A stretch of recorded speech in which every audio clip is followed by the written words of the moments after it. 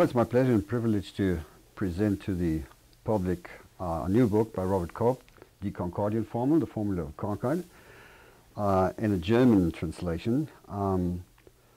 What about the Formula of Concord at all? Could you say something about the material that's been worked in there and the meaning of it? The Formula of Concord is the 16th century effort, 1577. It was finally polished and put together and ready for publication 3 years later. It's the final effort of Lutherans to come to agreement after 30 years of controversy over exactly what the legacy of Martin Luther and Philip Melanchthon meant. And it's a wonderful document, I think. It goes into much more detail than almost any of the other documents in the Book of Concord. It's longer. It's about the same length as the Apology of the Augsburg Confession. But it comes out with, I think, a very clear exposition of exactly what Scripture teaches on a series of issues that had disturbed the Lutheran churches for this more than quarter of a century.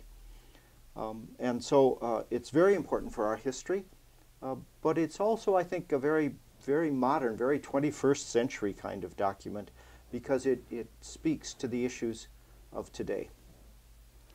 Well, in the last decades, there have been several approaches to dealing with the Formula of Concord, again, with the era of confessionalization, as it's labeled.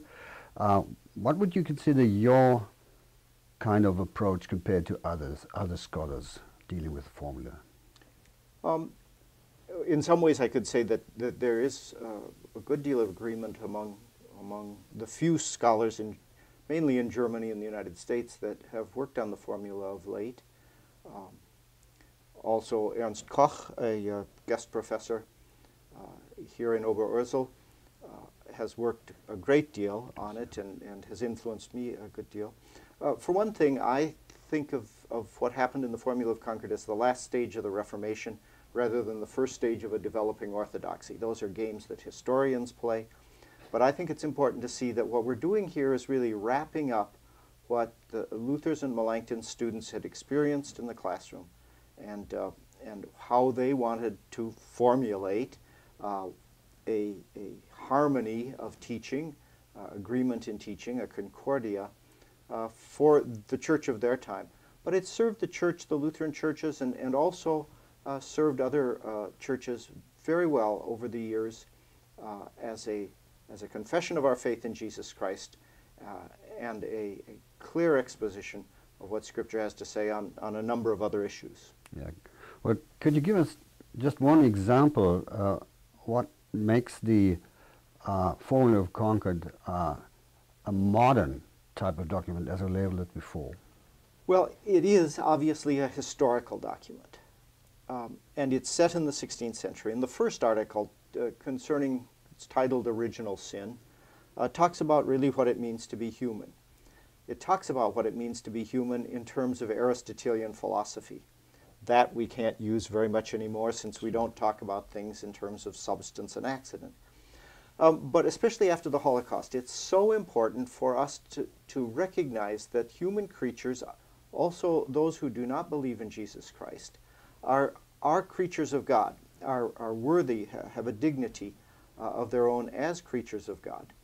And so there are issues like that throughout the Book of Concord that are couched in the terminology of the 16th century, but speak directly to us. And I think that's the importance of a historical introduction, that it places these things in their context so that we can take them from their context and put them in our own and do the kind of cultural translation as well as linguistic translation that's necessary. Well, talking about linguistic translation, having the translation into German out first, could you tell us something about the English version? When yes. It will be out? It will be out in April, the third of a series published by Fortress Press that began with the 2000 in the year 2000 translation of the Book of Concord, and then a collection of sources and context documents that James Nestingen and I edited. Tim Wingert and I edited the translation. And Jim Nestingen and I, along with my colleague in St. Louis, Chuck Arendt, have put together a book that includes what I've written here, as well as treatment of the other documents in the Book of Concord. So it will be coming out in April.